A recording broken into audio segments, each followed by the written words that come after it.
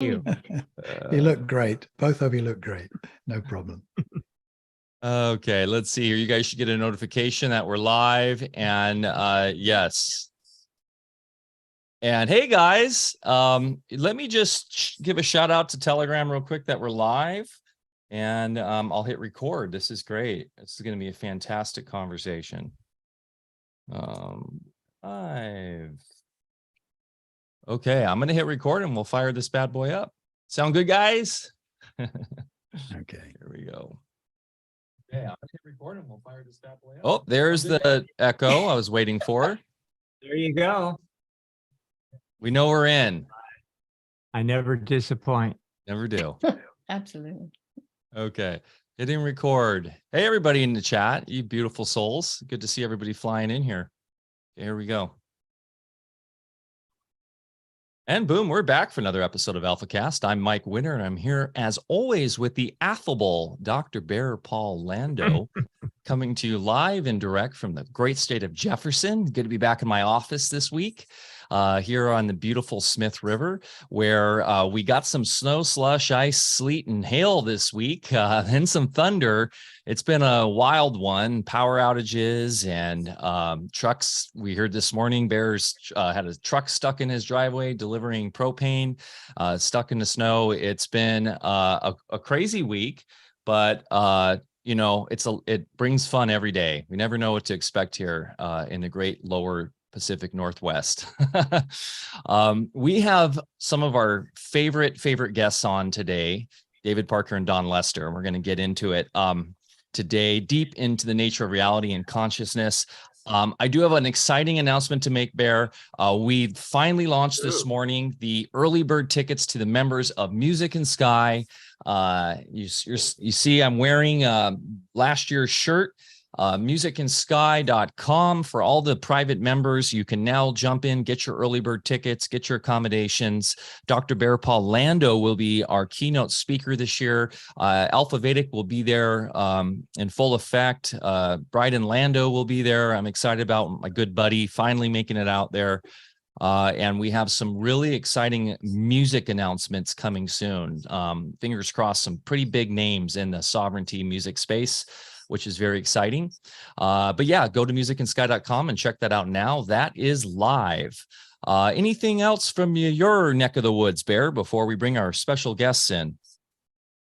No, I was just doing a hectic technological get-together here after trying to tow out a huge propane truck off of our almost 90-degree four-wheel drive driveway. So that was a lot of fun.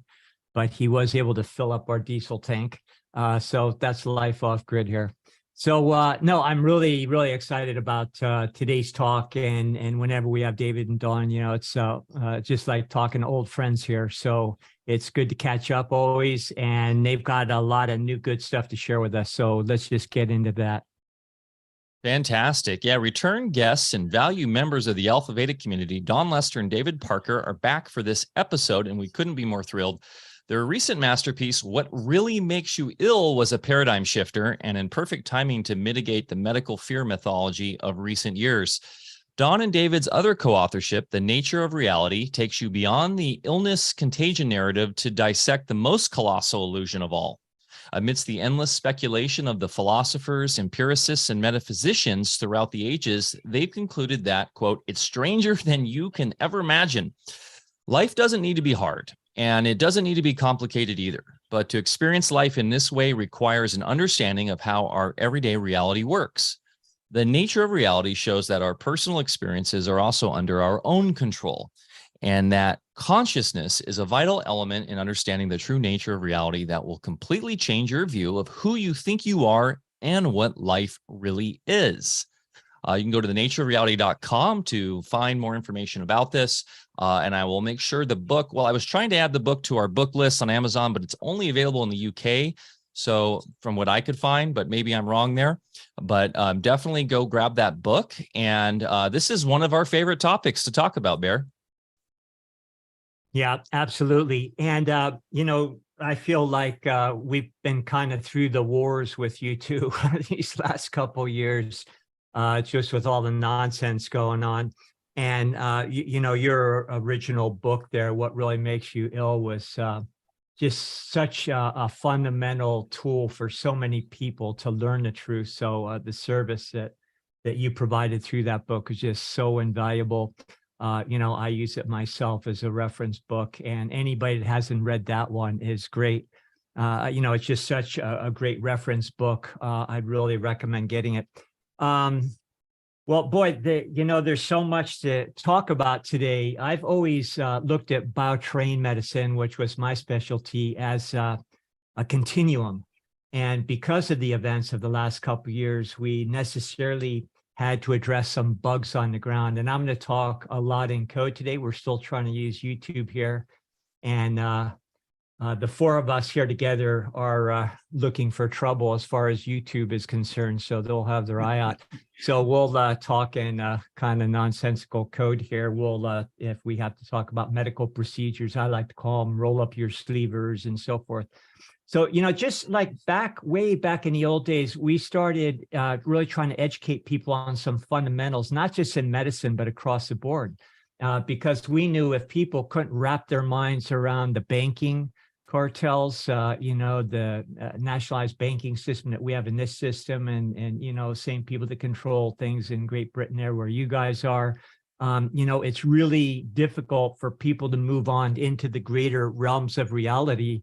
And so last year was pretty similar in that we had to talk a lot about microbes, because that was the charade that was being used in order to distract us from who we really are and what was really going on. And also, of course, that narrative is what they use to institute that next level. So now we're kind of sort of on the other side of that, even though not everybody's on board. And we can really get to the business of the larger continuum that we call the terrain, which is an energy matter continuum. And it's, critical to understand how microbes really work in our body, not as pathogens, but our little helpers, our ecobionts, and the fact that nature does not create pathogens. It does not create this entity we call disease. We inhabit a vehicle. It's the highest technology within this plane that is just self-correcting and self-maintaining.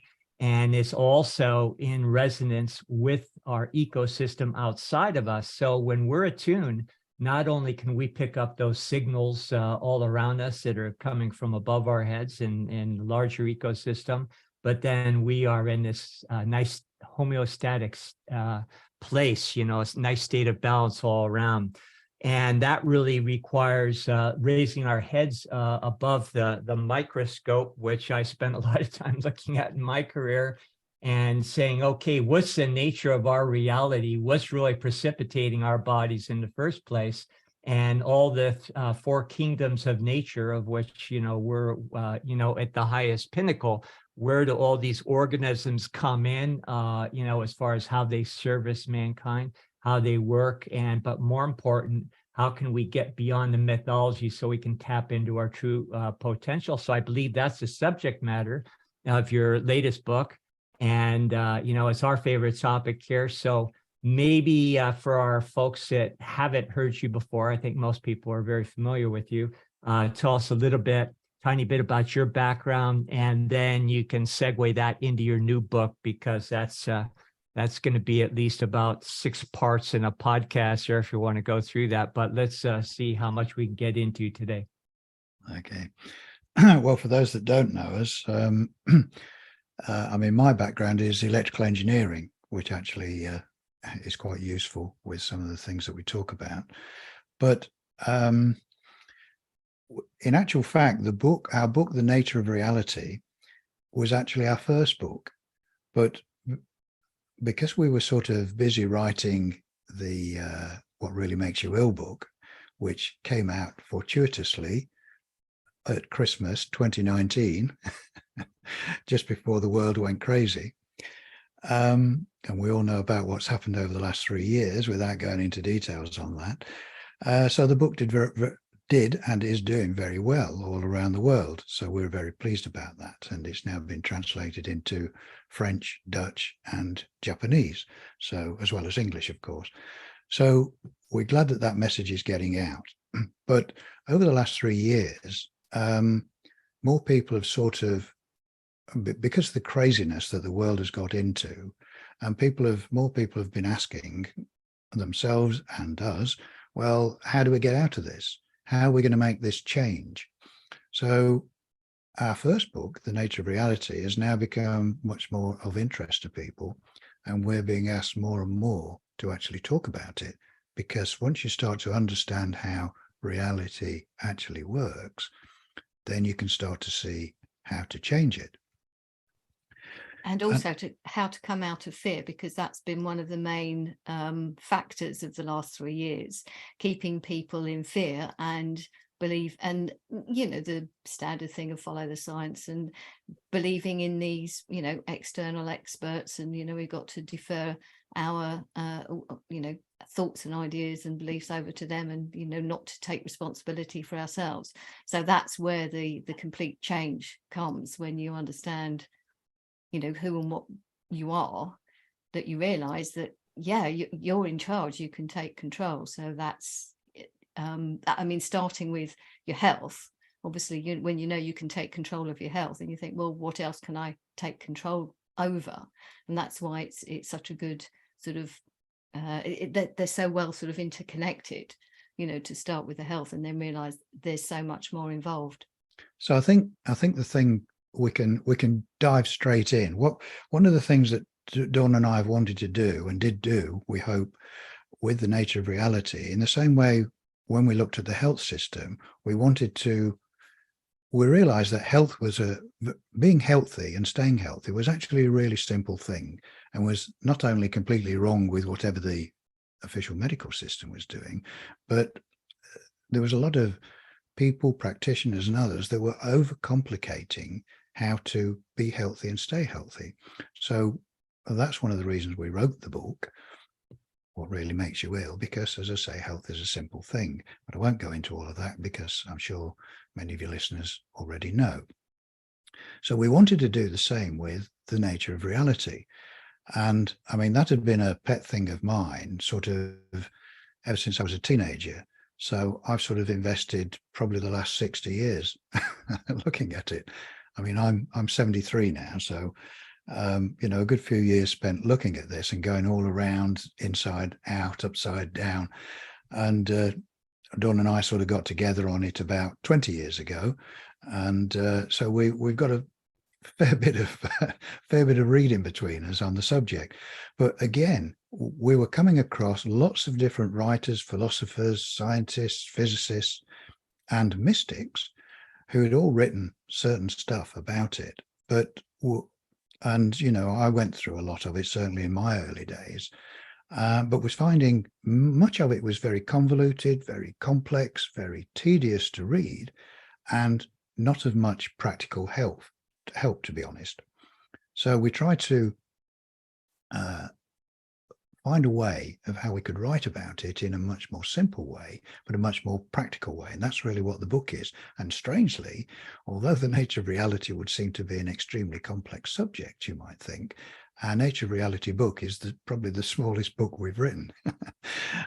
So it sort of gets to the point. So I'll dive right in and sort of give a few pointers as to where we went with it.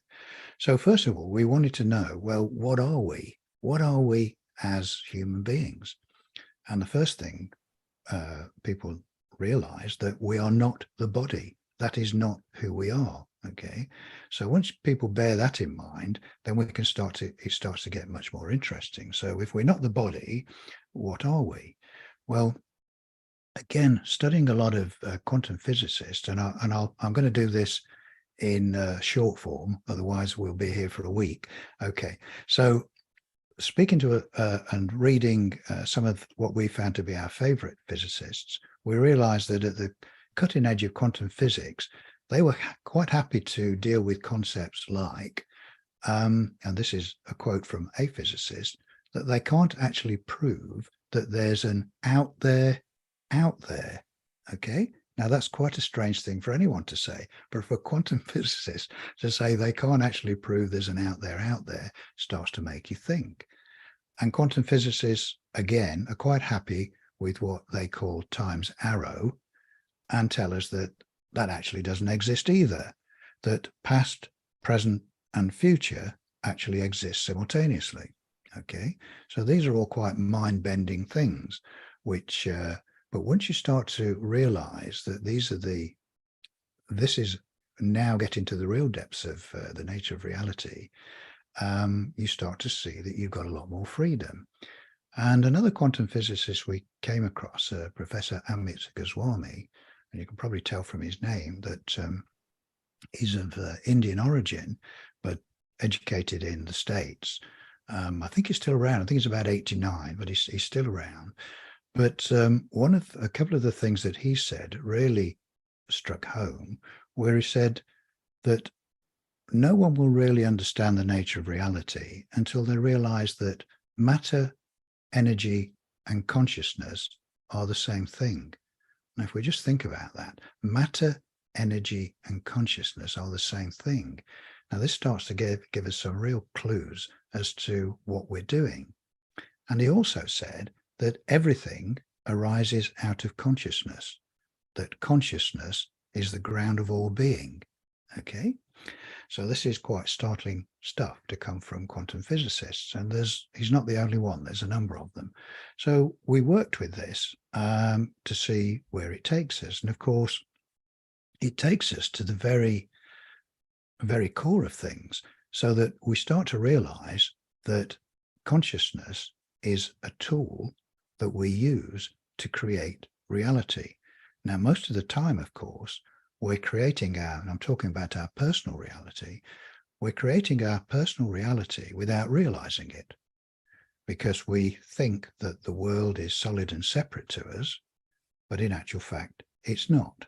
And so we often use the analogy, the dream analogy, because we know it's difficult for people to get their heads around this. When you tell them that the world is not solid and separate to them, they just think you're crazy. So we ask people to think, well, what do you do when you're dreaming? What do you do when you're in the depths of a dream? Well, you don't realize you're dreaming, of course, do you? While you're in the depths of a dream, what you're doing is you're creating a reality which appears to be solid and separate to you, and you interact with it as if it's solid and separate to you. So that starts to give us some real clues as to it's not such a far-fetched thing to think, well, what if what we call our everyday reality was also a state of consciousness, which while we're fully immersed in it, we don't know it, okay? And we're creating a personal reality based on our fears, our hopes, what we believe is possible, what we believe is not possible. And we're creating a personal reality based on that in the same way as we create a reality in our dreams. And we project it and interact with it as if it's solid and separate to us, which in fact it's not, and fits in with not only what quantum physicists say, that there is no out there, but it fits in what the ancient mystics and modern day mystics of the East say, that they often say that this is, well, they call it Maya, a world of illusion. But we don't really like to call it a world of illusion, because while you're in it, it's very real in the same way as when you're in a dream. So it's very real, it's very important, it's very meaningful, but it's just a constructed reality. So if this is how it is, and if we are constructing our reality using consciousness as our tool, because it's not what we are, we're not consciousness, it's a tool we use. And we often say, in the same way that a potter will use clay to make his pots and jugs and plates and whatever, he molds it to be whatever he wants it to be, well, we do the same with consciousness. We mold it to be what we want it to be, but we don't realize we're doing it, okay, for the most part. But once we do realize, and then we take control of it in the same way as you can in a dream, which people call lucid dreaming, and then you can start to manipulate the dream while still in that state of consciousness. Well, we can do the same with our everyday waking state of consciousness, because once you realize, or people realize, it is just a state of consciousness, then it starts to make much more sense. And once they realize that, and they can do experiments as to see how they can start to manipulate their reality so that they stop feeling that they're victims of an exterior world, that there is no, the exterior world is the illusion, if you like. So they can start to have much more fun with it. And then they can start to, if the everyday experiences that they're enduring is something not to their liking, once they know they can change that, then it really starts to get interesting. Now, I think, Bear, you're familiar with the Seth material. I think I've heard you mention the Seth material, particularly the book Seth Speaks. Okay. Well, many years ago. Those go back into the old days there. Yeah, those were a lot of fun. Yeah, I mean, for me, that was where I took the first sort of deep dive and went through all of those books. And there are some sort of similarities with the sort of subject headings of each of the chapters, although we call them modules in the book. They're kind of similar to the concepts in those books, because, you know, there's one about dreams and there's one about health and that kind of thing. So we sort of follow that because, you know, obviously it's an amazing amazing body of work, but again, you know, they're 9 huge books or 10 huge books, you know, so there's a lot to get through, and we wanted to just condense it, as you know, in the way that David's been saying. But when we came across the Seth material many years ago, it's by Jane Roberts and her husband Robert Butts. I know he sort of compiled it all from so-called channeled information, okay, from as Jane Roberts thought, a disembodied ascended master that was giving her this information, for want of a better word. Now, we may all have different views about, and I certainly do, about channeled information. I think it's a bit of a misnomer. I think many times, and I think Jane Roberts was one of them, she's really accessing, and we'll talk about this a little bit more, accessing higher levels of our own consciousness and higher levels of the collective consciousness. But sometimes people, and Jane Roberts was certainly one of these, they don't understand or believe that they are that powerful, that they have access to so much information. So they feel that it has to come through someone else, okay, or albeit a disembodied entity. But that's okay, so long as the information is good and solid and sound and works. And so a lot of good information came through Jane Roberts and was written down excellently by her husband Robert Butts. Neither of them, of course, are with us now. You know, sorry I don't mean to interrupt, but one quick comment about Seth. You know, back when I was reading those, it was in the 70s or something, and I was really into a lot of athletic training and also into medical training, but it was more nuts and bolts biochemistry. And as far as you know, my athletic training diet was a huge thing because it was all about maintaining muscular weight and all these kinds of things. So you're very body conscious. You're very much set in ideas of what kind of foods do this sort of thing. And I was very obsessive about it. We'll just say that. And then I read this one little part in Seth Speaks where Jane asked what a certain food would do to the body. And Seth simply said, it'll do whatever you think it'll do. And that really kind of set me into a little whirlwind way back when. I'm like, what are you talking about? You know, protein builds muscles and it provides energy and so forth. Now I know exactly what you're saying. And we've talked about recently with, if you understand transmutation and the fact that, you know, our consciousness through our bodies transmutes whatever experience or matter that we need at the time. You know, whatever food we eat, the body will transmute it internally if it needs something else from that organic source. So, took a few years to kind of wrap my mind around it, but I go, I get what they're talking about. And it fits in exactly, of course, which you're saying is, matter does not determine a darn thing about our experience since we actually created the first place. But sorry, go ahead. I don't want to really. Well, I was going to say also, fairly early on, when we started looking into health, we came across The Biology of Belief by Bruce Lipton as well. So again, it shows, that I mean, that for me was kind of, well, your genes aren't in control of biology. I mean, that was, a huge thing, because obviously, these other bugs and things weren't relevant either.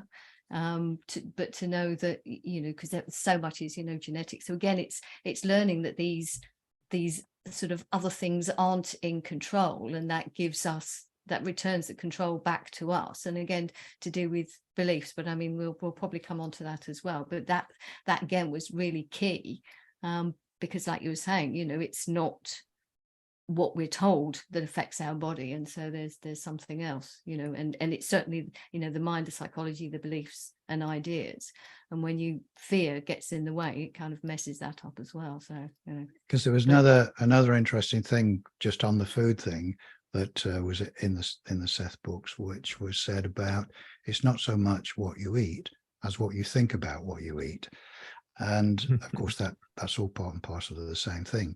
And it was concepts like that really we found particularly interesting, and led us to a whole new way of looking at things many years ago. But there was one thing which I think you're about to say, that in terms of creating our own reality, we created an experience where we went across to the States, and we hadn't organized it in advance, and we actually met Robert Butt. We went to the house and we met, and we had a cup of tea with him. It was just brilliant. Yeah, that was an amazing trip, just to kind of, okay, well, let's just do this and see what we can do. And it worked. We did it as an experiment. I mean, it was could have been quite an expensive waste of time, really, to just thought, well, we'll be determined we're going to meet him. I mean, we had no idea where he was. We got an address. We didn't know whether he was going to be in, whether he'd want to see us or anything, and flew across the States, hired a car, drove to his house and knocked on the door, and he came to the door. And so we had a great conversation with him, and we were quite knocked out. One is because he was a great guy, very interesting to talk to. And two is that we were determined that we could create that experience, and we did. So, I mean, if you'd have worried about it, there were so many things that could have gone wrong, even if he'd gone out shopping or something. But anyway, that's just a little story that has always stuck. That's a great story. Intuition is the original GPS. Oh, and that's also interesting, because we didn't have, I mean, this was 2003. This was a long time ago. And we didn't have sat nav or whatever in the hire car. And if you ask me how I managed to drive back from there to where we were staying, I was like, I don't know, but I just, whatever it was, something was flowing, in intuition, and we just got there, and I got all the right turnings. I mean, I'd never been to the States before, and got this hire car, and I just drove. And isn't it amazing, those of us that lived before internet and navigation and cell phones and everything, we're still alive and doing fine. In fact, I myself have some pretty fond memories of the way it used to be. I'm not a Luddite. I enjoy technology, but at the same time, it kind of makes you dumber, in my opinion. Yeah. It reminds me of that episode of The Office where Michael gets so obsessed with his GPS, he follows it right into a lake. Yeah. Well, I think we've all had similar experience, not quite as extreme as that, but you can put too much reliance on them, and this doesn't take you where you were expecting. Sometimes it goes awry. Okay. So yeah, that happened recently. So yeah, they can be useful. It's when you're on your own, they can be useful, because you can't read a map and drive at the same time. But so really, if we dig a little deeper into dig a little deeper into what we are, I said earlier in this that we are not the body. The body is something we manifest. It's something we use to gain experience, to experience. Okay, so we have to think about ourselves as being an essence. We are as Clements of Alexandria used to teach his pupils, that he used to tell them to practice being God. Okay. Now, seeing that he was a Christian mystic, it's a wonder they didn't burn him at the stake. I mean, they didn't like what he was saying, but he was pretty much on the money there, because that is what we are. That is our true essence. We are God. We are whatever people think of. We are all that is. We are that source of everything. Okay. Now, well, you mentioned the three things, energy, matter, consciousness. I think you termed it, and all the Hermeticism, different religions. It always goes back to that Trinity. But then in the Hermetic sciences, we always go back to the premise that there is only one thing. Yeah. So that one thing, of course, I think is what you're alluding to here. So please go on. So how can we be, if there's only one thing, how can we be anything but that? So please continue. Exactly. And of course, this is the mind bender for people to realize that we are the one manifested as the many. Okay. Now, the one, of which we all are, and is timeless, immortal, all that is, and all that ever has been, and all that ever will be. Okay. What many people, many religions refer to as God. Okay. But that's a bit of a loaded word, so people get all a bit sniffy about it sometimes. And okay, but imagine that's where we are. Imagine it's this ocean of consciousness. Okay. So we can get some sort of mental concept. So imagine it's an ocean of consciousness. And while we individualize ourselves as molecules in that ocean, okay, so we can be a molecule in the ocean, but the ocean at the same time. I know that can sound a bit mind-boggling, but that's the truth of it. And so people might ask, well, what is this all that is? What is this source of all being? And why is there this sort of reality? Well, again, we try to get our heads around it by explaining, well, imagine this all that is, this source of all things, something that we can't perceive from with our sort of limited ego consciousness. We can't perceive it. So this all that is cannot be perceived, but it does perceive. And it wants to, I'll have to call it for a better word, to explore itself in its entirety. But being infinite, it can never do that, of course. And so that's why eternity is just that. It's forever. It never stops. But because it wants to explore itself, but already knows everything, okay, people would say, well, how does that work? Well, so we try and explain that by, well, try and imagine that you'd never been swimming before, okay? You'd never experienced it. You'd never been in the water. You'd never swum, but you wanted to know about swimming. So you get lots of books on swimming, you watch videos, and you learn all about different strokes. But until you actually get in the water and swim, you will not have the experience of swimming. You will not have the complete experience. Okay. And that's really what all that is doing. And that's why there's all the different realities, all the different people, where it manifests itself. We manifest as individuals through many lives. And of course, we may get onto that, because we've already said time doesn't exist. So then we're going to question what reincarnation is. Well, it's all of those lives exist in parallel. Okay, so we are living, we are manifested in a number of lives, each of us, at the same time.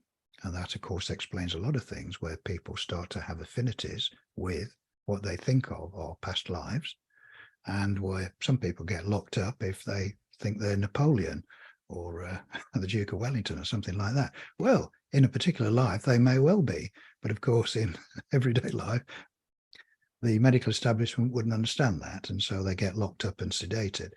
The other thing is that children are so much more open to, well, they haven't been if they're young enough, they haven't been indoctrinated, and so they're more in tune with the who and what they are, so they're more connected into intuition.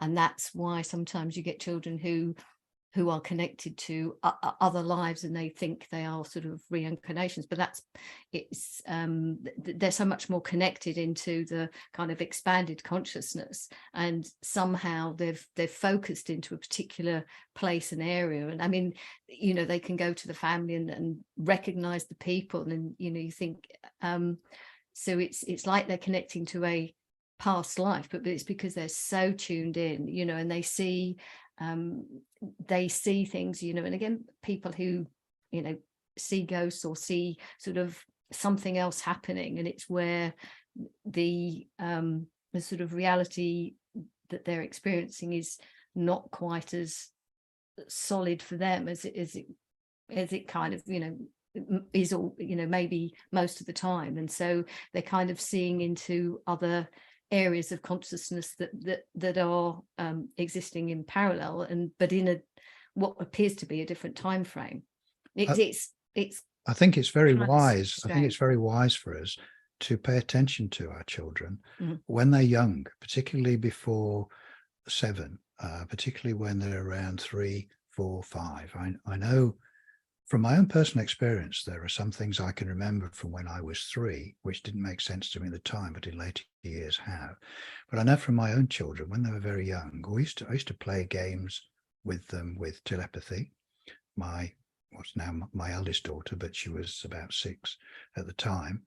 And I used to play a game where I'd say, well, I'm going to think of an image, and you've got to see if you can tell me what it is. And I always used to choose something that wasn't in the room, so I couldn't inadvertently look at it, and she could get it 9 times out of 10. She'd guess what I was thinking, the image I'd got in my head. So that convinced me that telepathy works. So this is another one of these strange phenomena that science has taken a long time to recognize, but I think they pretty much do now. But this same daughter of mine, while she was very young, she had an imaginary friend. Okay. Now, to us, that was an imaginary friend. I didn't know what I know now, but she was obviously seeing something. She'd get really distraught if I didn't wait with the car door open for her imaginary friend to get in with her. I mean, she was really upset until she believed that this imaginary friend had got in the car. Then I could shut the door and all was okay. And another thing she used to do, so I used to watch her quite carefully to see the things she did. And whenever she drew as a 7-year-old pictures of people, to color them in, she would always draw a rainbow around the people, which we at the time thought was really cute, but because we didn't really understand what was going on. And in later years, I asked her, I said, why did you always draw a rainbow around people? Because you never said anything. And her answer was, well, I thought everyone saw that, which of course would have made perfect sense, wouldn't it? You didn't see them now, of course, because you get it educated out of you. By the time you've been to university, all the rest of it, of course, you sort of don't tell people those sorts of things, and slowly you often lose the ability to do it. So it's really important to listen to children, young children, before that gets knocked out of them, or educated out of them, or indoctrinated out of them. Unless you homeschool them, in which case you can continue to kind of foster those abilities and allow them to develop them rather than lose them. I mean, that's the thing, to even call it something an imaginary friend is kind of making out as if it doesn't exist, but of course it very much exists for the child, and therefore it's I mean, I know we call it, but it's really interesting how young children are so much more open. And of course that's why certain factions like to control children as early as possible, to try and stop that from being possible, because then they'd realize who and what they are, and they wouldn't necessarily kind of follow what authority says. They're more likely to be shall we say unruly in the classroom, and not necessarily just keep asking questions. So that has to be knocked out of them, doesn't it? But I think I think we're moving away from that and back into, allowing children to develop how they should develop, and not spoil those. And what we're talking about here is the natural state of man, right? The open bandwidth. And we're dealing with a narrowed bandwidth due to mind and the way the mind is restricted in the mental plane, versus what natural man, as the Russian mystic Anastasia talks about, when you have the bandwidth fully open, then you are tapping into all this, what I guess we call psi phenomenon, telekinesis, clairvoyance, telepathy. Those are all natural abilities that man and woman have when the bandwidth is opened. And I think Rudolf Steiner, the great early 20th century mystic, philosopher, inventor, etc., he understood this with the way he recognized how children should develop by staying away from language out of the gates and focusing more on imagination. Because I think when we get into language and writing so quickly, that gets us into that specific type of intelligence and thinking that actually lowers that and restrains that bandwidth. Yeah, I mean, in a way, yes, because language is restricted by kind of time and space, and we don't have the language to be able to describe something that's beyond time and space, and so yes, I mean, right, yes, I mean, it is restrictive. I mean, it's linear, how you write, left to right and stuck on the page and everything, Perhaps another way to reframe this, though, is that we are the only beings on this plane that have the ability to limit or narrow our bandwidth and to create a matrix, if you want to call it that is completely artificial, which I think really attests to our true potential and power. And once you realize that, wow, we're the ones that are doing it, of course, you can not only undo it, but you can create whatever the heck you want. Yeah. And that's the point. That's the freedom bit. I mean, it might be a good chance. I'll just read a little quote from one of the mystics we're talking about, probably one of the more recent ones, because I believe this says it all. See what you think. I'll just read it. This is, he died a few years ago, quite a few years ago. Sri Nisargadatta Maharaj, okay. But he's recognized as one of the greatest modern day mystics. I am that. Yeah, excellent book. So he said, "You have made this world and you can change it. The world of which you are the only source and ground is fully within your power to change. What is created can always be dissolved and recreated. All will happen as you want it, provided you really want it. You have created the world's sorrows out of your own desires and fears. You deal with them. All is due to your having forgotten your own being, having given reality to the picture on the screen. You love its people and suffer for them and seek to save them. It is just not so. You must begin with yourself. There is no other way." I think it's a beautiful piece of writing, and I think it really says it all. It's all in there, I mean, we're told, well, it's, it starts with yourself, and the more you work with this, you realize it does start with you. But of course, we're then told, oh, well, you mustn't be selfish. You mustn't just think of yourself. But it's not about being selfish. I mean, we coined the phrase sort of being self-considerate, but you can't sort out the world, as it were, out there unless you sort yourself out, because what you experience is based on your beliefs. And if you've got some limiting beliefs, you're going to see that played out there, as it were. I know it's like, you know what I mean, that's out there, so you're going to have those experiences. So you've got to clear the limiting beliefs, like you said.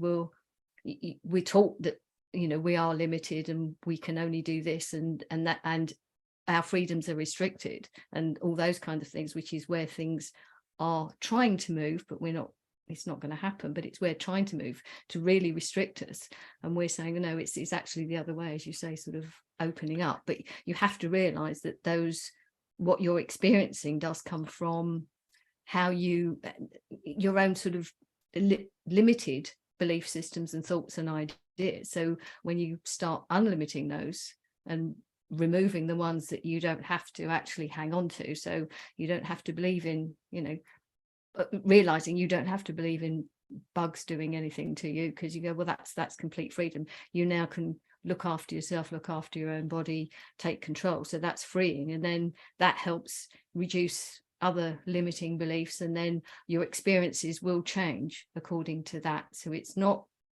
selfish, because but knowing how the interaction works once you start realizing where your experience, how you framing your experiences, I think, and your interactions with other people. And the other people thing is really quite difficult, and sort of how you think. I think we may need to share our screen, if that's okay.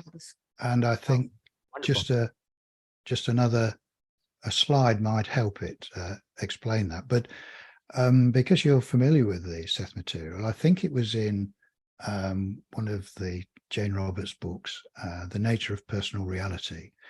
And one of the things that was said in there, that that we each create our own personal reality, and the point of power is the present moment. Now, there's a lot in that. I mean, it actually tells you everything. So much is in that little phrase, that we each create our own personal reality, and the point of power is the present moment. And once you realize that, and once you realize how much power you have, and once you realize that the world which appears to be solid and separate to you is not, it's a reflection, as Dawn has said, of your fears. And as Sri Nasagadatta said, it's a reflection of your hopes, fears, what you believe is possible and not possible. Well, once you realize that, you can start to change your personal reality. Yeah, and that. Yeah. And one other key element that I really like in that quotation is it brings up the element of desire. And, we can create thought bubbles that are electrical events that will eventually manifest, but they won't manifest unless we have an intense desire to do so. So a lot of our ills and things that we think we don't want on another level, we actually do want them. We do desire them. And people would say, well, that's crazy. Why would I want to be sick or something? Well, on some level, the alternative might be a little bit scarier, so once you get to the point of being sick and tired and limited, that's when we start desiring something else. I think that's kind of where humanity is starting to hit that critical mass point. But go ahead with what you're going to share there. Okay. All I was going to say as well, that like you were saying, it's also where you put your thoughts. And if you're putting your thoughts into something you don't want, you can manifest that. They say be careful what you wish for, but also be careful what you try to avoid.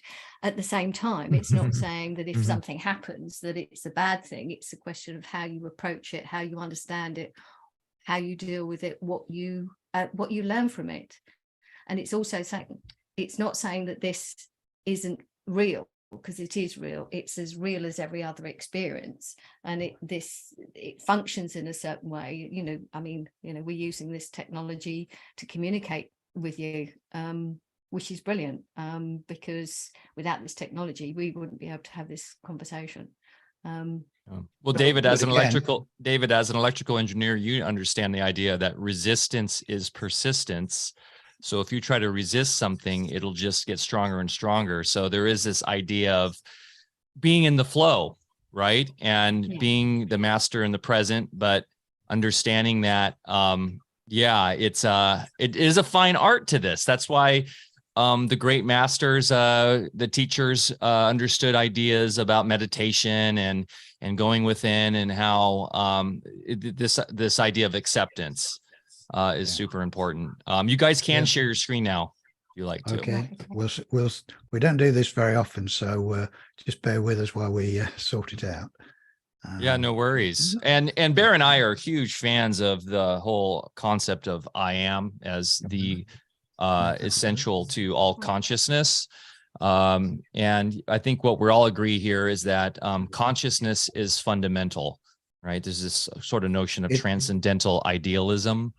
It is the ground of all being. Yeah, it is the ground of all being.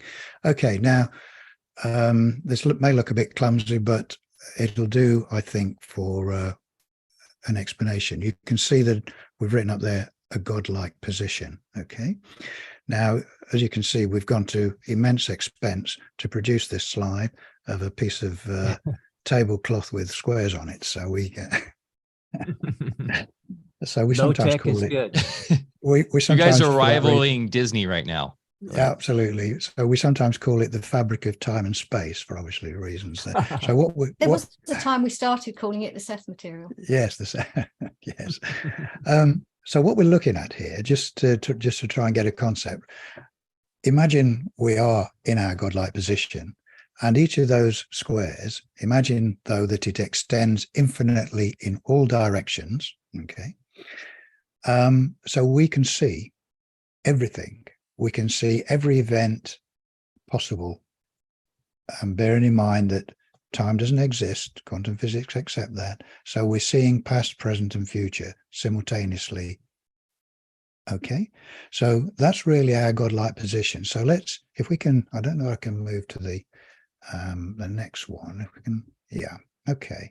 Now let me explain what we've got here. Again, No expense spared. No expense spared with these washers, you know, but they'll serve the purpose. If we look at, I hope you can see you can see my cursor moving around this one. Okay, Imagine this ring here, which is encircling one square. Okay, imagine that's our ego consciousness. Okay, so that encapsulates our five senses. It encapsulates what we see as our everyday reality. And as you can see, it's covering one square. So it's seeing one event. Imagine we're looking at one event, and each successive square, if we were going to go this way, because we're going to assume that going that way is into the future from a ego point of view, and this way is going into what we think of as our past, and we'll come back to that. So this is our limiting view of reality, limited by our beliefs, our hopes, our fears, what we believe is true and not true. And we can only see one square at a time. Now, normally, as we move from one square to the next, we've created time because we only see one square at a time. So that's how time is created, okay? It's purely a mental construct. It's not real. Thinking about what it was like in our godlike position, none of those ring restrictions existed. So that's the ego consciousness, just seeing everyday reality, one event at a time. Now this outer ring is representing our expanded consciousness, and this ring can be as big as it needs to be, depending on our limitations, depending on what we do. I mean, we could expand it to the whole the whole of reality, the whole of everything. So, but this is, we'll call this our personal expanded consciousness. And as we can see, it sees a bigger amount of reality. So it has access to more information. But to get that information through to our everyday area of consciousness, it has to pass the ring of beliefs and disbeliefs. Okay, it's what we believe is true and not true, what we believe is possible and not possible. And sometimes it can't do it, you know, it's there, it tries to get the information through, little bits get through, often in states of dreaming or states of meditation, when this barrier becomes lighter and thinner. And so information from our greater awareness can get through, okay? But we can learn by sort of understanding how reality works. We can learn to actually reduce that barrier and minimize it. So it's not that it's fixed, it's just, you know, representation, but obviously we can change our beliefs. As we learn, that can get thinner, and that's how we can see and perceive and intuitively tuning to other areas of consciousness and be able to have all those abilities, as Mike was talking about before, you know, the sort of all the sight experiences. So if we look at this one, expanded awareness. Now, what this is representing is, for sake of discussion, really, two people, okay, and the same sort of thing. Each of the little rings represents the ego consciousness, and the outer ring represents expanded awareness. Now, as you can see in this little example, the ring on the left here, or let's talk about the ring on the right here, is thicker, so it has more dense and probably much more ingrained beliefs about what is possible and what is not possible than the one on the left here, which is got more relaxed and not as heavier restrictive beliefs.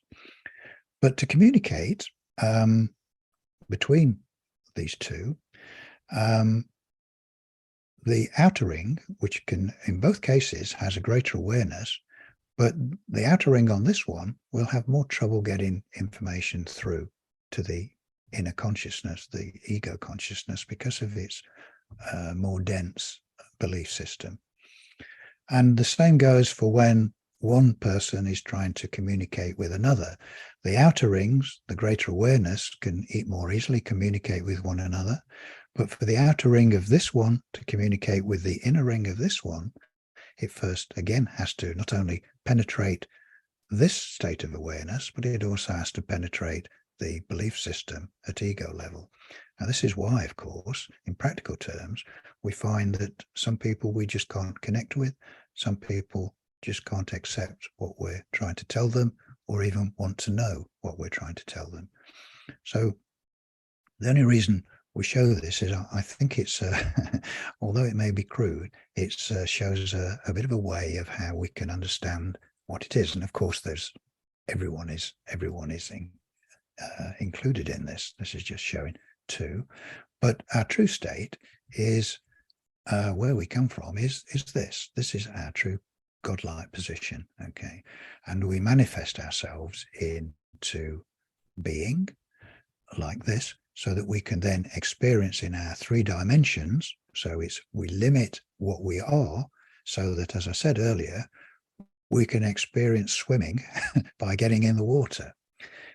Another little example that's sometimes used is, let's say you're a person, normal person, you've got a good job, nice house, family, but you want to experience poverty.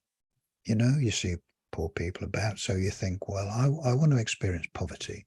So you decide one day that you're going to put on some old shabby clothes and you're going to live in a cardboard box under a bridge for a couple of weeks to experience poverty. Okay. Now, if you think about it, you might be pretty uncomfortable for those 2 weeks, but you're not really going to experience poverty, because you know that you've got a nice house and a car and a job and a family to go back to. Well, the real poor person doesn't have any of that. So they are really experiencing poverty.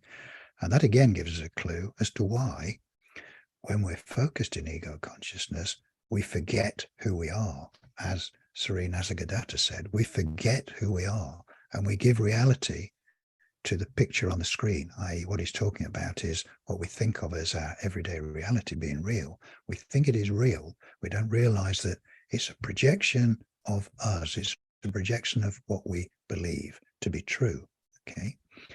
So that's why we have to forget our true essence whilst we're trying to gain experiences in this reality that we've created for those very purposes, so that we can make choices when we present ourselves with problems, dilemmas, that we can make true choices, because we can't see all the rest of it. We don't, at ego level, we don't have access to all this other information. So we make choices based on our beliefs. And sometimes, they're not very good choices, and we're seeing some of that with the people that are seeming people that are running things in the world at the moment, the Faucis and Bill Gates of this world, that seemingly make choices which they think are going to be beneficial to them at this level, but in the longer term they're not. But of course it gives each of us the opportunity to see how we're going to deal with those challenges that have been put before us. And this whole scandemic, if I can say that word, that has been plaguing the world supposedly over this last 3 years, has given everyone a great opportunity. It is actually a blessing in disguise. And some people may think that's a very strange thing to say. But we know from the people that contact us, it has woken more people up now, not only to the failings of the medical system, but they've started to look at all the other things, whether it's the banking system, the legal system, all of these things. So more and more people have woken up to this, what is really going off, and have started to ask questions about our true nature and what we can do about it. What are we truly? What is this reality? You know, is it much more than we're born, we live and we die? Well, yes, it is. And so then we're able to broach this with people, and so that they can see how their whole schooling system has just been an indoctrination system, right from when we're taught about in school about Darwinism, you know, which at one stage people, certainly if you were of a scientific bent, would have taken that on board. I know I certainly did, because that's what I was taught. But once you start to look at something like Darwinism, you start to realize that there is actually no scientific evidence to support it. If you start to look at the fossil record, it's just not there. You know, we're taught at school that somehow in the very, very distant past, we were evolved from pond scum, basically, you know, and certain aquatic lives came out of the seas and developed into mammals, and you know, eventually one species became another, so that you got fish turning into mammals, and then you've got all the diversity that we see until you get to mankind. But there is no fossil record to prove that at all, and that's a fact. But the reason we're taught that is because it diminishes what we are. We start to believe that we are, and we're told that we're just some sort of biological accident, that something strange happened in the primordial soup and life began, although that's never been proven in any way, shape or form. But that's what we're told. And then through evolution, we get to this glorious stage of mankind. But the scientific evidence is not there. But that's all part of this plan, if you like, to diminish us, make us feel that we are just some sort of biological accident, the universe, reality, it wouldn't matter whether we're here or not. So that's all part of us being taught to be slaves, to feel insignificant. And now the time has come, and that's why this time now is a great opportunity for the whole of humanity to make that next step, that expansion in consciousness that we're seeing here, to realize their true nature, to realize their true power, and to take it back in the same way as we've encouraged people to take back their power of health so that they're in control of their own health. We're encouraging people to take back their power so that they know how to form their own reality, to realize it is just a picture on the screen, and it's based on what they believe, what they fear. And we can show people, linking it back to the health side of things, when we remind them about the placebo effect and the nocebo effect, when we remind them of the power of the mind, only the mind, over their own bodies.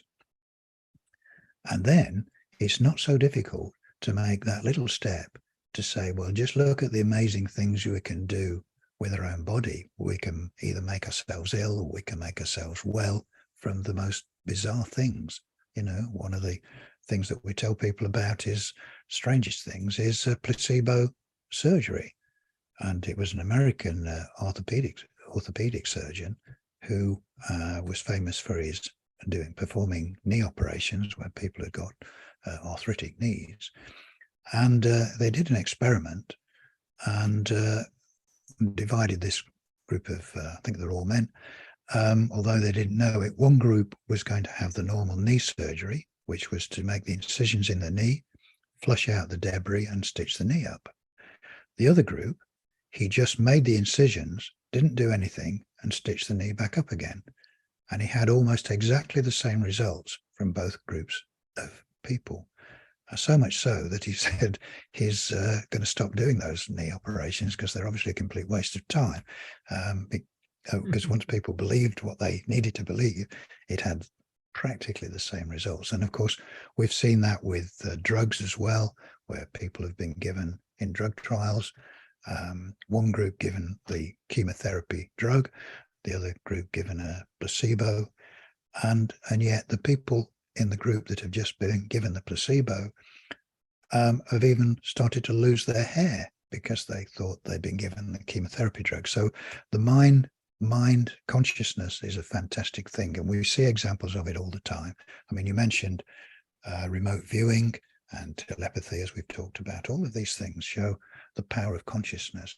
So when people take all of these things into account, it's not such a great leap to realize that they can change their actual day-to-day experiences. They can they do create their own reality. They're just not aware of it for the most part. So this again gives great power back to people. And isn't it curious how the term placebo is used to discredit the possible effect of natural remedies that people to get results, when in fact it would actually prove everything you're talking about?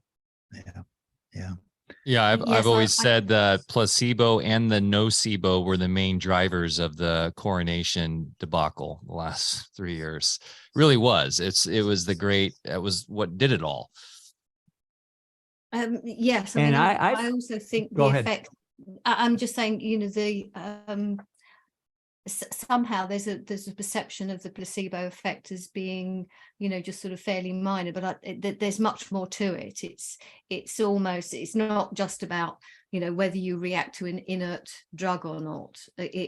Or you generate symptoms, or your symptoms get better because of this, you know, inert substance. There's so much more, and that's you know, that's where we are really, that it's a much bigger than just this kind of, you know, this pill thing. Sorry, you were going to say. Bear. Can I just say something too? Oh, go ahead, Bear.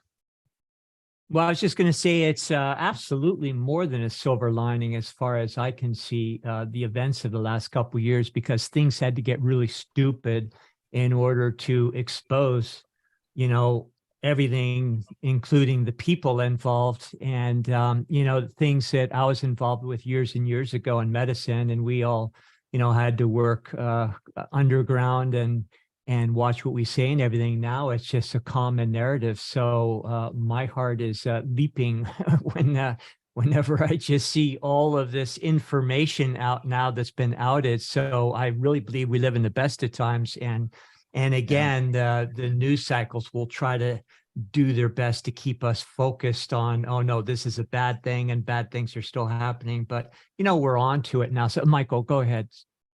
Oh, no, I was going to reiterate that. And we have all the compassion, of course, for everyone who's obviously been through the ringer over the last 3 years. When I say, you know, it was the greatest blessing, that's because of what Bear just said. And so when we can rise above and see that and understand that we have the power, that's what that reiterated to us. And I will say this, David, to your point about evolution. Obviously, there's evolution in terms of, I personally see evolution in my life all the time and how I'm growing. But, you know, you're seeing a lot of the mainstream scientism world, an understanding of idealism and consciousness, but these academics still go to natural selection. I was listening last night. I was like, I'll give this a shot to Donald Hoffman. I don't know if you guys know him. He's a cognitive scientist at UCI, and he's talking about a lot of stuff we talk about in terms of consciousness being fundamental, but he does it from a framework of natural selection. So what that does is it puts us back into the box of being a machine, of being a DNA computer robot, if you will. And that we have to be really aware of, guys, and on that point and what David was talking about, how it's the modern scientism cult is grounded in that concept. And we have to, I think that's going to be a major revolution as we get even past this notion of quantum, which, you know, I know the Nobel Prize just went out to the three physicists who were talking about, you know, the great spooky phenomenon that Einstein mentioned back in the day about, you know, particles, what is it? The Bell's theorem or whatever, that they can entanglement. Entanglement. Or what he calls spooky action at a distance. Spooky action Real at a distance. scientific And term. this is great. This is great. This is coming out in the mainstream, but they still have that sneaky fundamental basis of materialism and reductionism set as the base standard. So we just need to keep in mind that what we're doing here is we're bringing the true sciences out back to the world. And Yeah, well, they say that evolution, Sorry, go ahead. real quick, evolution also has come to connote a linear progression. Consciousness expands not in a straight line or in a single direction. And if you get into the waveform mechanics of that, you understand how it does spread out in all directions. And so again, you know, it's just a whole different mindset. Please, Dawn, go ahead. Well, I just wanted to just clarify what I'd said about evolution. I'm not denying evolution of consciousness. What I'm saying is not proven is evolution where it's talking how one species evolves into another. There's variations within a species, but there is no evidence for how one species evolves into another. You know, a frog into a monkey or an elephant into a giraffe or something. There is no evidence for one species evolving into another. That's really what I wanted to make clear. And it also connotes a progression along a materialistic line with no concept of anything else. Yeah. So really, with all of the things that we're saying here is about that we each create our own personal reality. And that's why it's important to, and as many people have started to recommend, don't listen to the news, you know, because the mainstream media is just a doom and gloom merchant, isn't it? Well, that's feeding people's belief system. So if the news are saying it, or the government's saying it, or the medical system is saying it, then that's feeding your belief system, and then it's creating your reality. And what we want to do is create our own reality. And of course, that does highlight what Dawn was alluding to a little earlier, I think, and that's about protesting against anything, because what are you doing? You're giving power thinking there is something to protest against, okay? And of course, then you give energy because you're putting your beliefs into whether it's the police you're protesting against or the government or whatever. So we have to be careful. We have to be careful where we're going to put our creative energy. It's a real power. And it really is encapsulated in the old saying of don't hate war, love peace. I think that was a set. Okay. I think Mother Teresa first brought that to the forefront when she was asked to participate in an anti-war march or some such thing, and she said, "Well, I'll do a peace demonstration, but not one against war." Yeah, and that's exactly it. And so they may seem simple, these concepts, but there's real knowledge and power and information in them. And you know, some people may not like the fact of what we just said about protesting, you know, because people have got together in many protests, you know, and now it's great for people to get together as a group and support one another, but be careful where you turn that energy, supporting one another so that you know people are there of a common mind, but don't use that energy to throw it against the police force, or, you know, even though they, you know, we may have, or we may see, depending on your personal reality, you may see all sorts of things that you don't like, but think about where it's coming from. This is the thing. Think about where it's coming from. And we're not trying to tell people, oh, you just sit at home and do nothing. Of course not. This realm that we've created is a realm of action. That's why we're here.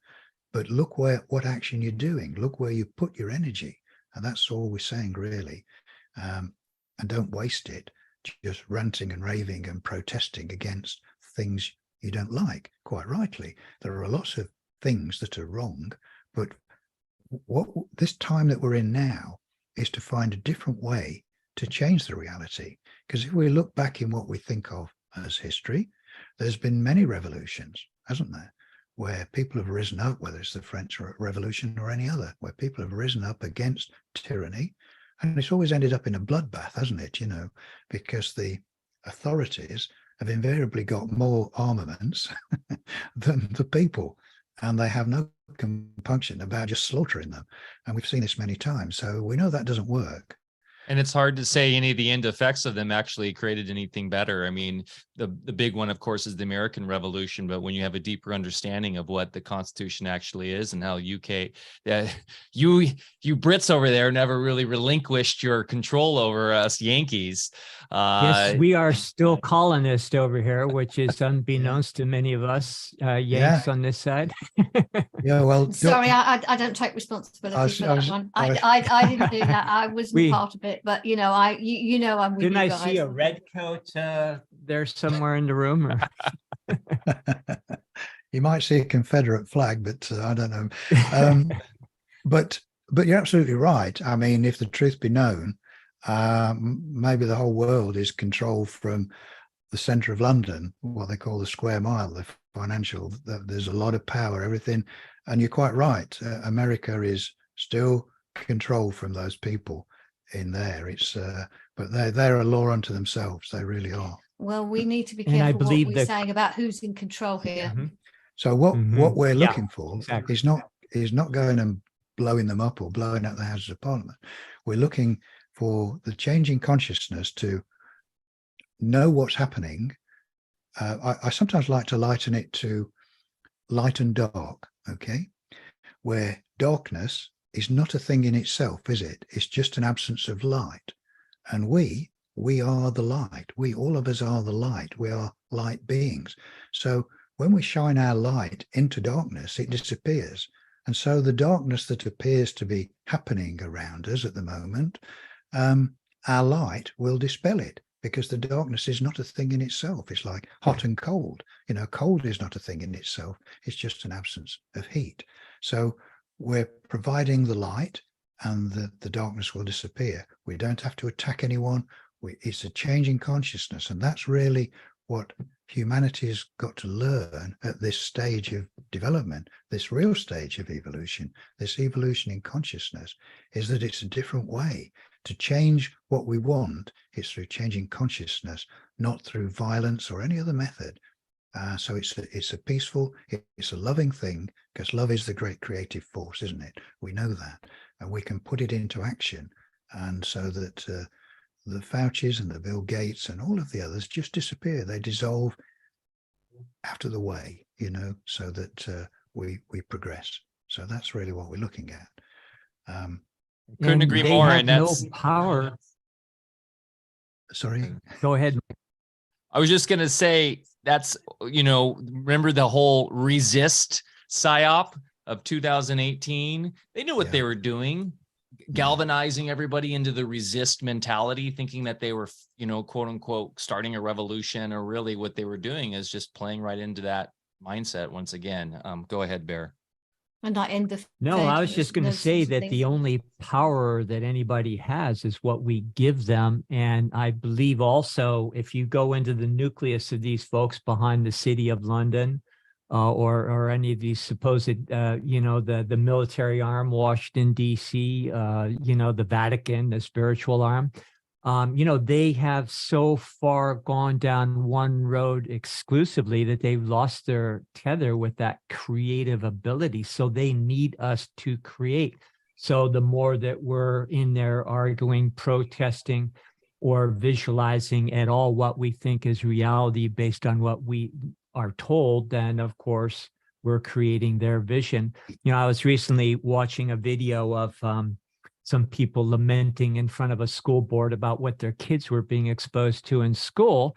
And, you know, my heart goes out to these folks, because I know a lot of folks are just regular working people and need to go to their jobs, and they think they need the schools to babysit their kids.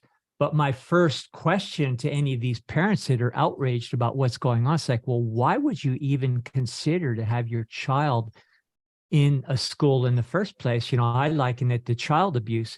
But again, going back to the silver lining here in California, where you still have mandates about what is expected of you if you want to, you know, have your kid attend a public school, more and more people in the state are pulling their kids out of school in record numbers, and homeschooling. People like Dr. Edith Chan are doing an amazing job creating the Illumined Child program. that a lot of us are participating in. So yeah, things are changing. And of course, if people like us set an example and show that it is possible to do something, a little bit differently, then the folks that still think they have a dependency on any of the institutions are going to follow secondarily when they say, oh, well, maybe it's possible for me too. So that's what's happening right now. Yeah. And as Mike was saying about evolution, I mean, there's sort of as we are adapting and evolving, but it's not necessarily a step by step. I mean, we can take leaps ahead, we can take leaps rather than tiny steps. And it's all about whether we feel, it can be done, it's like it is possible. Yes, and again, language, that was something I was going to say. You have to be careful of your language. And I saw something recently of the word impossible is just another way of putting I'm possible. And I thought that was, it's how you think and the words you use, and it's where you put your energy. And it really is but it's not about getting kind of obsessed, I've said the wrong word or whatever, but it's just to be aware and to keep moving forward and knowing that you're moving sort of and expanding, and you're moving towards where you want to go, as it were, rather than avoiding what you don't want. Because again, if you start putting the kind of, you're fighting or you're avoiding, you're still putting energy into this, whatever it is, and it'll still be there. But even if you have that experience, it's to not, as I said, it's to know that there's something to learn from it, and not to kind of be disappointed and think, oh, well, that's not what I wanted. We will learn from it and move through it. Yeah, your everyday experiences are, if people think of it as a feedback system, you're talking to yourself, if you like. You're showing yourself where your beliefs and fears are. And so if we listen to ourselves, we can then modify it. It literally is a feedback system. So not to ignore that.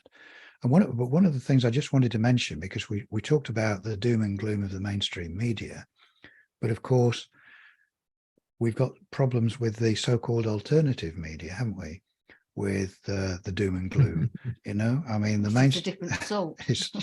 Well, yeah, it is. But of course, I'm sure I'm not surprising anyone when I say that there are large sections of the so-called alternative media that have been infiltrated, shall we say, by what I call half-truthers and doom and gloom merchants. And of course, people can just switch from one set of doom and gloom merchants to another set of doom and gloom merchants, which are then still feeding their negative thoughts, negative beliefs, and fears of hopelessness. So you have to watch out for that too. Don't let that form your beliefs. Don't let that form your reality.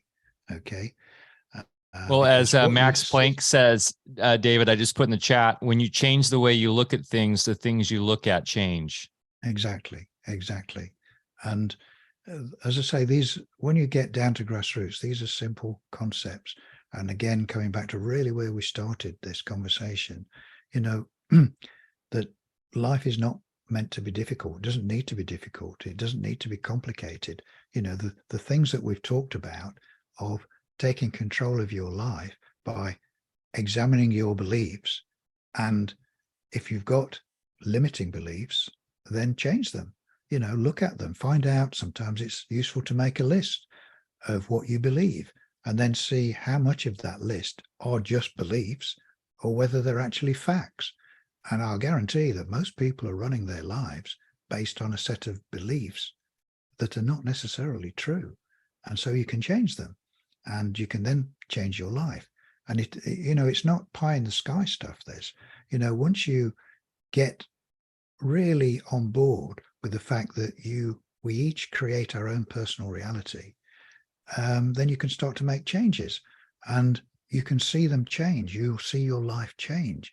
And it's like flexing your muscles, First time you go down the gym, you might not be able to pick very much up in weights.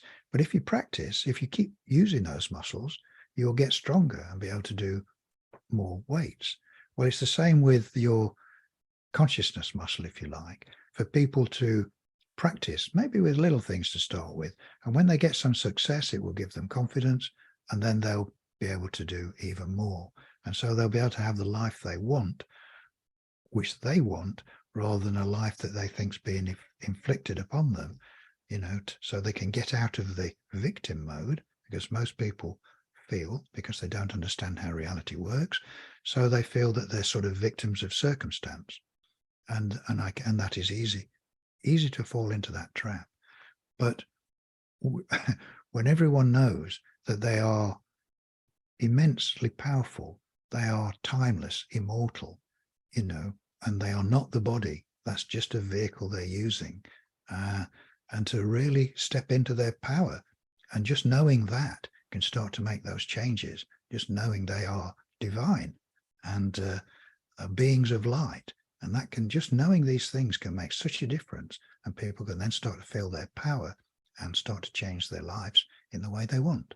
So that's really our message to people. It is simple, in the same way as we said about health. It is simple. The rules are simple. But if, like I did many years ago, went down all of these other routes, not least of which was the teachings of the Theosophical Society with Alice Bailey and H.P. Blavatsky. It's an immense body of work that Alice Bailey produced, which again was supposedly from a channel source. But when you look into it, it's a little bit darker. Alice Bailey was heavily influenced by her husband, who was also a major Mason. And when you look into it, you start to get suspicious when you see that within those teachings of the Theosophical Society, they tell you that there are a number of ascended masters, one of which looks after specifically Freemasonry, and another who looks after specifically the Vatican. Now, I don't know about you, but when I hear things like that, I become immensely suspicious as to really would there be ascended masters with a special duty to look after Freemasonry or the Vatican, knowing what we know about Freemasonry and the Vatican. So, but more than that, I found the entire works, which is immense, of the Theosophical Society. One, it's extremely tedious and difficult to understand and get through. And at the end of it, as I found, it's not really of any practical value. You can't really do anything with it, which is can be a great waste of people's time. So why we wrote the book, The Nature of Reality, is to really find out how reality works, and put it forward in practical ways that people can immediately start using it and changing their lives for the better. So that's really what it's all about. Life is not meant to be hard. It's not meant to be difficult. So we can take control. And that's really what this period in human evolution, using that word, is all about. It's a big gateway that we're at.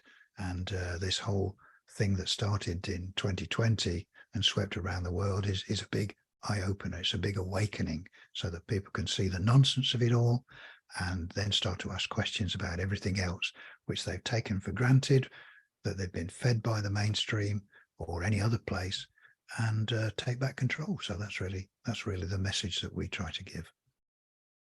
Yeah, some of those early theosophical works, of which I was a great student of, they had truths. And of course, just like the news these days, they have to have some truth, Yes. in order to build a narrative that is going to create a core that we believe in. So I did get some value out of it. But what became apparent to me pretty quickly was that there was many built-in blocks and contradictions, rather than just saying things out front. Of course, Steiner came along with anthroposophy and said, hey, I think this is ready to just be put forth to the people, in a way that can be understood by all. And there's that great conflict that, you folks know about. And then that brought us into another whole area where, the true ascended master teachings came out, just free of all the let's just say the decoys and things. So, and there's a great tendency, I think, for everybody to throw the baby out with the bathwater these days, because a lot of truths have come through all these different channels. And now, of course, it should be incumbent upon us to be mature enough to discern what's real, what's not, what we can verify in our own experience, and that things don't have to be convoluted or incongruent. And of course, when you get into evolutionism and all the different teachings that emanated from the Royal Society, they're incongruous. And a lot of what I had to endure through my medical training in school was these contradictions. You just the laws of physics. One thing, one law says this, the other contradicts that. Then they have another narrative to explain why it's different in this situation, and so forth. So we're getting to that point of utter simplicity, and like the great Walter Russell said, if something isn't so easy or simple to understand that a child can understand it, then it's probably not true. And when we redesign our curriculums, like some of us did with our own kids that decided to keep them out of school, we taught them real basic concepts of physics, if you will, things like that would explain exactly everything that you're talking about. So now as adults, they don't have these filters where they're trying to make sense out of things and all these contradictions. So that's the next wave, this next generation of kids that are going to be spared from that indoctrination system, and where we're going to just move on, where these discussions aren't even necessary because they're just obvious on their face. They're intuitive. Yeah. This is it. We all have this thing called intuition, which is just expanded awareness, as demonstrated by those expensive washes that we showed. And so we can keep expanding that. And, we are all that is. That is what we are. We think of ourselves as separate because we speak of ourselves that way. Our language, we speak of you, me, I, them. We don't have the words to be inclusive. And that's, again, a deliberate thing. We only have three-dimensional concepts. We can't think of things in any other way. And that's our limitations. But we can think outside of that, by realizing what we are. It's to free ourselves, truly free ourselves, and to become the creators that we actually are. And but to do it consciously rather than unconsciously, which is what most people are doing. They're creating their personal reality without realizing it, and allow themselves to be imprisoned by thoughts and beliefs which are deliberately given to them by other systems. And so that's the thing we have to stop. Okay. I don't know whether I've got I always like to collect these things. I've got another little thing which, because I think it's important to encourage people and to give people hope, and in realizing what they are, and realizing the importance of this time in our evolution. And I think this little thing, which is quite short, but I'll read it anyway. It says, do you really think and believe that millions of evolved souls would say yes to come to Earth just to die in a totalitarian New World Order? Absolutely not. We came to flip this world upside down, back to its original state and more. We came here for the new Earth, for world peace, for the immortal golden age, for a new Eden. We came here for nothing less than to send a wave of light and love across the universe, signaling the birth of a new order of divine justice, peace, compassion, and love. And I think that's I find that very inspiring, and I think it gives people hope to know that this is very important time, and that they are very important. We all have a part to play in this very important stage, and so let's all make the most of it. And in the same way that what you're doing, Bear and Mike, and what we're doing, we're playing important parts in this and getting information out to people, but everyone has a role to play. And yes, okay, not everyone may come along on this particular journey, and as the sage Rumi said, let them sleep. if they just let them sleep, and they'll have their time. It may not be now, so don't knock yourself out if you can't get your mother-in-law or your brother or ever to listen to you. It's not their time, so just let them sleep, and we'll carry on and do what we have to do, because we'll take the majority with us, and that's what we're here for. Okay. Well, I don't know, but Wonderful. I've been rattling on for about an hour and a half. So. Just all brilliant, a wonderful discussion. And, just one last comment, this word time keeps coming up.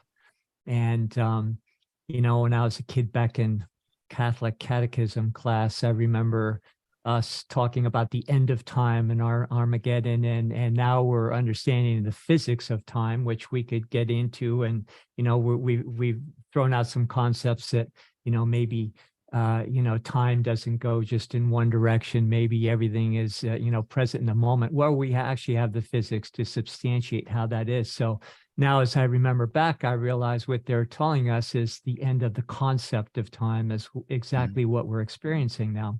And without the concept of time, if we're ready to wrap our minds around that and just really feel that with every fiber of our being, then we're no longer bound by it, and we will be in that mythical present moment time where, as again, Walter Russell, coined the term the fulcrum. We become the fulcrum. We're no longer, the pendulum, the polarities, watching the bobble go back and forth and mesmerized by our own creations, but we're actually remembering in present time that we're creating it every single moment. So best time to be alive. Absolutely. The veils are lifted.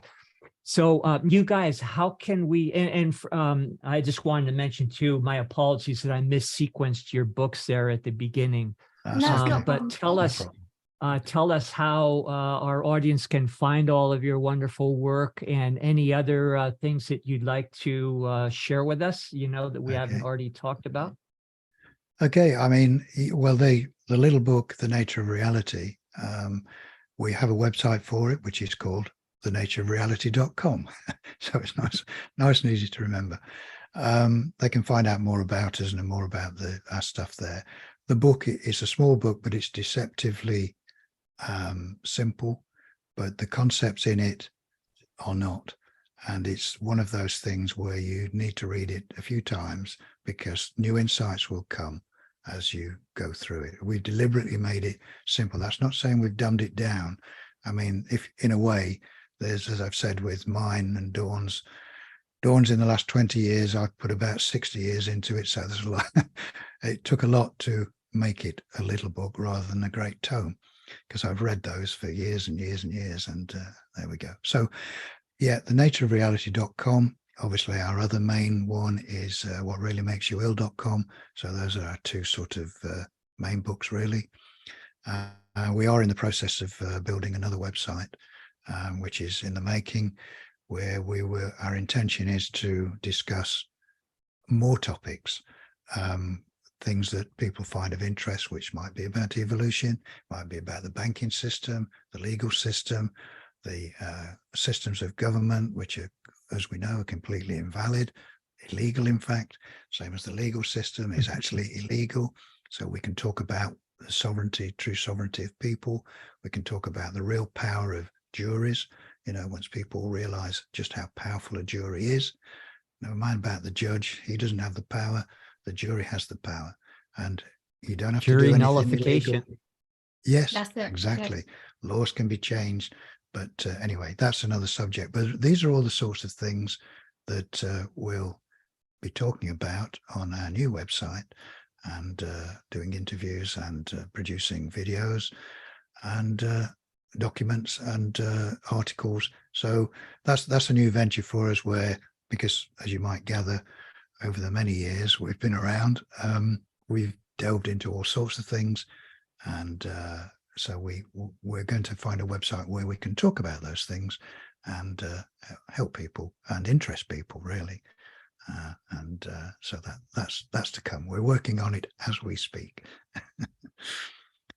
So that's it really, and hope people have enjoyed what we've been talking about tonight, and night for us. And I found it interesting, and maybe it's just sparked some interests in ways that maybe they'd not thought about before, and a different way to see themselves and the reality which they are the owners of. They are the creators of it. So real power there. Okay. Well, your contributions are immeasurable, and I think more in hindsight, we'll realize how important the works that you have produced really are, and just, part of this pivotal point in history right now. So thank you so much. Always delightful to talk to both of you. Thank you. Thank you very much. It's our pleasure too. We do watch your work, as much as we can, and it's great stuff, so you're a great service you're to the one. humanity. Okay. So thank you. You guys are awesome. You guys are all awesome. So thenatureofreality.com, go check it out. As Robin Williams once quipped in the 70s, reality, what a trip, or something like that. Guys, thanks so much. And if you guys are new to AlphaCast, you can check us out at alphavedic.com, Telegram, t.me/Alfa Vedic, and Patreon at patreon.com/Alfa Vedic. We'll see you next week. Remember to get outside, get your feet in the dirt, go for a walk, go for a hike, go plant your starts already, will ya? I need to get on that, Bear. Well, I thought we were on it already. We had a fall spring, and now we're under snow. So I guess we have to wait a little bit. So one more question for you guys. Did I hear a rumor that you're coming out to Music and Sky, and that you might even venture northward? Or I'm planning to, yeah. We've had invitations to come over to the States, but because of the nonsense that's been going off, Brits to come over, which we refused to take part in, so we've had to postpone it. But I believe that's all going to change, and your esteemed leader, Mr. Biden, already has plans to release these measures so that we can come over without having to do all of these dodges to get into the country. So we will be coming sooner or later. And how nice of that. Rather than later. Of the our clone president, you mean? Well, I was trying to be kind, but I think we can all find all sorts of words to describe him and the government, but they're probably not for public ears. Well, we'd love to have you guys. Well, I was just going to say, I hope if you do make it to out here to the colonies, that you come visit us, because you'll all be almost here, and be ashamed not to see if you come all that way. And you have a wonderful place waiting for you to retreat as long as you'd like. That's really kind. That's fine. I'm certainly keen to get my hands in the dirt. That's for sure. Yeah. We'll put you to work. Don't worry. Thank you. Good. Good. Yeah, we'd love to come and see you, and we shall make every effort as soon as we can to get over there and turn up on your doorstep. Awesome. We'll have some tea waiting for you. Well, we really look forward to that, guys. Thanks, everyone, for listening and supporting. Please give us a thumbs up, share with your friends and family. That really helps us out. And we'll see you next week. Same bat time, same bat channel, 10 a.m. Pacific Standard Time on Thursdays. And we're on Rumble now, too. So check us out on Rumble. Love you all. We'll see you next week.